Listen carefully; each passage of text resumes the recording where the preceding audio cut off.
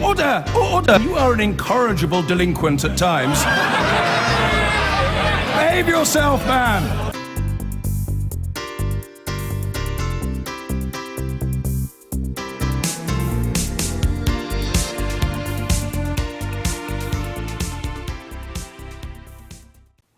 Now, yesterday, the British Medical Association called off the junior doctor strike that was due to take place in England next week. The BMA said it wasn't backing down in the dispute over a new contract for junior doctors, but said it wanted to give the NHS sufficient time to prepare for industrial action. A series of further all-out 5-day stoppages are still planned for later in the year, with the first due to begin in October. Let's have a listen to the Health Secretary Jeremy Hunt speaking to MPs yesterday. This afternoon's news delaying the first strike is, of course, welcome, but we mustn't let it obscure the fact that the remaining planned industrial action is unprecedented in length and severity and will be damaging for patients, some of whom will have already had operations cancelled. Many NHS organisations, including NHS England, NHS providers, the NHS Confederation and NHS Improvement, have expressed concern about the potential impact on patient safety. Indeed, this morning, the General Medical Council published its advice to doctors on the strike action. Whilst recognising a doctor's legal right to take industrial action, they urged all doctors in training to pause and consider the implications for patients. Jeremy Hunt there. Well, we're joined now by the Conservative MP David Morris, who spoke in the Commons yesterday. You're pleased, I presume, that the strike next week's been called off? I'm very pleased that the strike's been called off. I mean, there shouldn't be any more striking. The contract has been agreed, and I just do not understand what the BMA hope to get by this. Right. I mean, public support for the junior doctors' strike is waning. A new YouGov poll suggests backing for the strike has dropped 9 points since April, and it's probably going to continue that way, isn't it? I don't know how public opinion is going to go. What I do know is, my dad was a doctor. He was there at the founding of the NHS. I've just spent a month in hospital with my son. I know these doctors. I grew up in a doctor's family. They don't go into it to cause trouble. They go in it to help people, to save lives. Now, when they have genuine concerns, I think we need to take them very, very seriously. That they would go as far as striking. We need to listen, and we need to, listen to what they're saying. But they are putting patients' lives at some risk, aren't they? And if, as you say, you have a doctor in the family and you're going to hospital with your disabled son, then you're relying on these doctors being there. I'm relying on a really good service for years to come. And as the King's Fund's really recently made clear, we've got less investment as a proportion of GDP.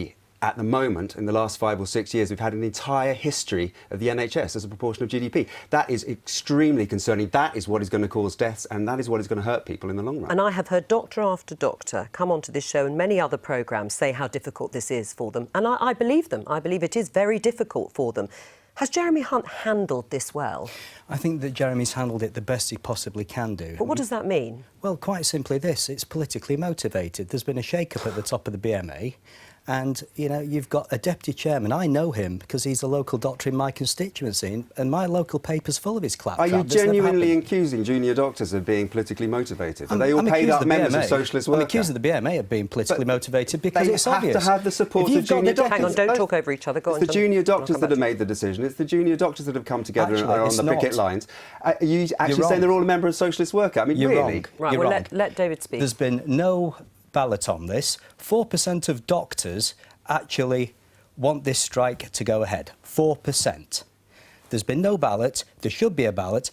There's been a shake-up at the top of the BMA. So who is it and who a are load of Corbynistas are in there. Who is it who are going on strike then? 4% of junior doctors are going on strike. The BMA are instructing their members to go on strike. But hang on, 58% of junior doctors rejected the deal that was agreed by the BMA. Junior doctors are still not happy, and their claims broadly, and I'm paraphrasing, are that in order to put and satisfy a manifesto commitment to make a 7-day service, they change the junior doctors' contract in order to make that happen with no more money.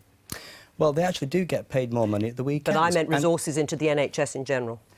The resource into the NHS is not the reason that the doctors are striking. The reason that the doctors are striking is because they've actually signed a contract, or they've agreed a contract, more to the point. The contract's been imposed, as well, no, you know. They've agreed a contract, and there's been a shake-up at the top. It is politically motivated, and that is the only reason this is happening. Right. Are you saying that no junior doctor is politically motivated? I'm sure, as a percentage of the population that's a member of a political party, I'm sure you get the same percentage in the medical Right, so it's profession. being used as a political stick to beat a Conservative government? Not at all. It's been used as something that, somebody's going to have to stand up for the patients, and the best people that are placed to see what's going on with the patients are the junior doctors. But isn't That it is just about absolutely Saturday undeniable. pay? I mean, in the end, when you sort of navigate your way through the mire of problems and disputes through this between the government and junior doctors, it has, on many occasions, come down to this narrow demand of increasing Saturday pay or making it the same as overtime pay at other times. Junior doctors are clearly worried that they are going to be forced to work these additional hours, and that is going to put patient safety at risk. I mean, I don't see why that is not taken seriously. The doctors' hours are coming down. They've come down from 92 to 71 hours. That's in the contract that they have agreed. When was the last time you spent a significant amount of time in hospital? Because I've just been in one, and I see the doctors are working hours after hour after hour. They're working long hours. They're looking haggard. They are tired. They are coming in and doing the emergency operations. But they are really struggling. Why aren't you investing in them? We are investing in them. We've put more money into the NHS. There's less than at any time as a proportion of GDP. No, there's not. No, yes, there is. The King's Fund said it. But no, Dave there's Morris, more 1,000 doctors being trained than what there were in the last Parliament. How can you say that there's less money being invested? It's about keeping pace with demand. And demands and the fact that expectations of people who are living longer, and many more of them are living longer, mean that it isn't keeping pace with expectations of the voting public. And that's what the doctors say needs to be addressed in the long term. In the long term, that's what Jeremy Hunt is doing. He's actually pledged to put 11 billion into the health service over the course of this Parliament. And Simon Stevens says it's not enough. Well, we'll have to find the money, won't we? Ah, so you do agree they do have to find the money, the extra money? Well, I agree. What I do agree on is that at this moment in time, after going through a turmoil of recession and a period of economic austerity, we're at a position now where we have got politically motivated nonsense, quite frankly, from the BMA being pedalled forward that I actually think is probably transgressing the various acts that we put in Parliament about lobbying and the effects of it. Because we've got different people on the board of the BMA wearing different hats. We've got a chairman of the Unite for Doctors as the deputy of the BMA that's got a history of peddling nonsense, not just in my local paper, but nationally. Can you just clarify what you are saying? Because you said you've got to find the money. Is there more money your say. Let me finish. Okay. Because we are now at this position where the junior doctors, or the BMA, have agreed a contract and now they're rescinding on it. And that cannot happen. And don't forget... Except the junior doctor said they didn't actually accept the contract in the first instance. The BMA did. May I just add that at the last election, there was an overwhelming mandate to sort this problem out, and that's what Jeremy Hunt's doing. Do you think there will be a deal done? I hope that it's a deal that satisfies the doctors, and I think that's the most important thing. We need to put doctors in control. Part of the theme of our leadership speech was actually giving back control to the country, giving back control to people who have to work these long hours that are being squeezed, and every drop of blood is being squeezed out of them at the moment. They need back control. We need a decent NHS with doctors that can do the job properly, and that's how we get a safe and secure NHS. David Morris, thank you very much. Thank you. I've been getting away with it.